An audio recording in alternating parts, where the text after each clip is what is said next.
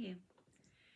I want to talk about something today, or get us thinking about something today. I talk a lot about this, what Jesus said, that the work that we need to do, his disciples said, what do we do? Tell us what to do. And Jesus said, here's what you do. Believe God and believe that he sent me, Jesus referring to himself. That's what we do. But what does that look like on a regular day? A regular day, when we think regular day, we think the best day, right? There's something deep within us that remembers how things were supposed to be, right? Isn't that funny? Don't you have that filter in your life? I think we were created to live in an unfallen world. God meant for the whole world to be like his beautiful Garden of Eden before sin and rebellion entered everything. And there's still something deep within us that knows, hey, this is not how this is supposed to be, right? We understand that. So when we think a regular day, we think the great day where everything goes just right. And it's very easy to just make your way. You know, everybody's kind to you. You're kind back to them. You're able to say no to all of the great temptations that face you each day out there in the world, in the kingdom of death. You're able to avoid all of the, conflicts that are in your path. That's the kind of day we think of when we think a regular day. But that is almost never actually a regular day, is it? A regular day is full of danger, frankly.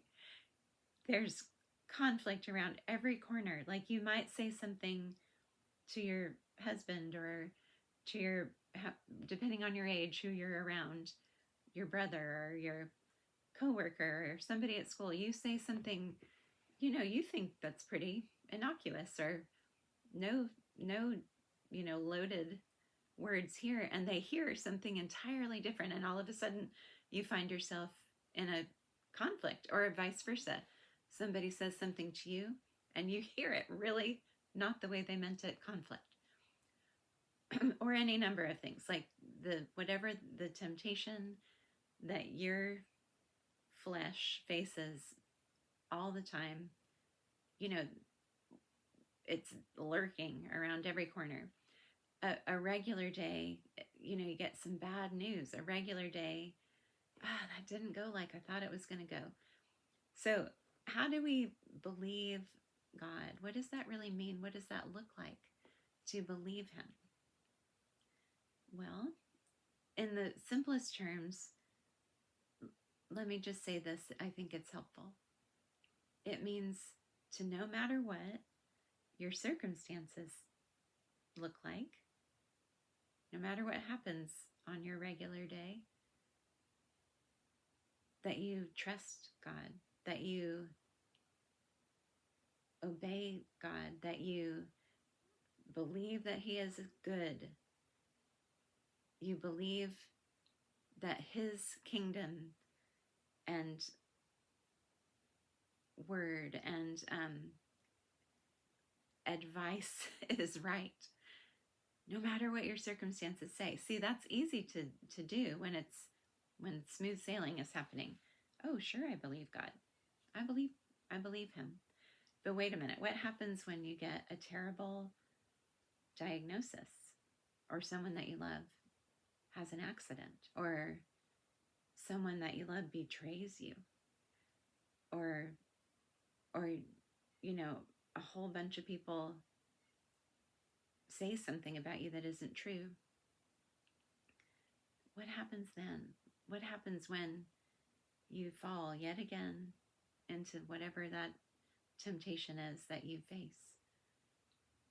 That's when it's difficult to believe that God is as good as he says he is. And this is our work. We must, no matter what our circumstances say, no matter what kind of regular day we're having, no matter what we read on the internet today,